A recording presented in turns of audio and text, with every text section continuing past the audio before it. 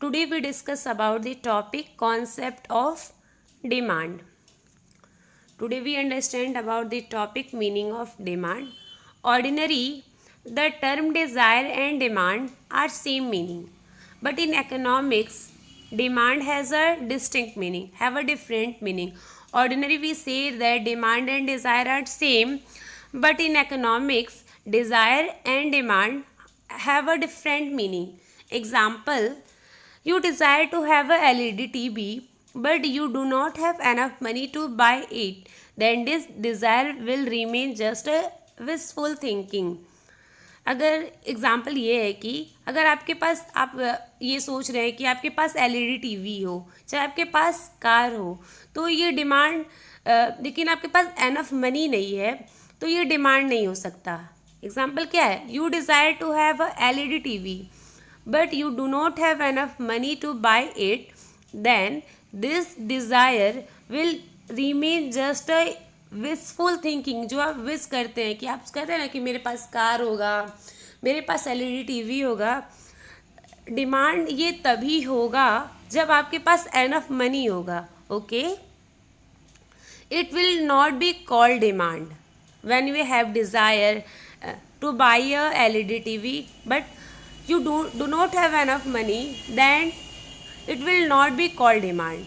And if in spite of having enough money, you are not willing to spend it on LED TV, demand doesn't emerge. अब आगे क्या दे दिया है कि अगर आपके पास एनफ मनी हो, जैसे एलईडी टीवी है, वहाँ पर क्या है कि अगर आप विश करें कि मेरे पास एलईडी टीवी हो बट आपके पास एनफ मनी नहीं है, then it will not be called demand. But आगे दे दिया है, if in spite of having enough money you are not willing to spend it on LED TV, demand does not emerge. आपके पास enough money हो लेकिन आप मतलब आपकी इच्छा नहीं है, एलईडी टीवी खरीदने की इच्छा नहीं है, तब भी वहाँ डिमांड नहीं होगा. Then it also be not called demand. The desire become demand only.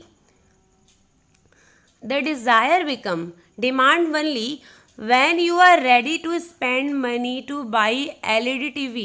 Desire, जैसे डिज़ायर था LED TV लेने का, तो वो डिमांड कब बनेगा? when you are ready to spend money to buy LED TV. मतलब जब आप रेडी हैं LED TV बाई करने के लिए, आप LED TV खरीदने के लिए. thus demand for a commodity is the desire to buy a commodity backed with sufficient purchasing power and the willingness to spend. अब डिज़ायर डिमांड कैसे बनेगा? दिया है कि डिमांड फॉर अ कम्युनिटी या एग्जाम्पल में क्या, एलईडी टीवी.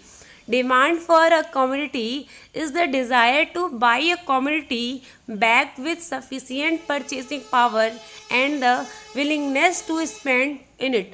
मतलब डिज़ायर में दो बातें कॉमन है. अगर डिमांड में आपके पास डिज़ायर भी होनी चाहिए,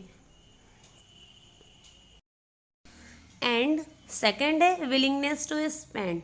दस demand for a community is the desire to buy a community backed with sufficient purchasing power and the willingness to spend.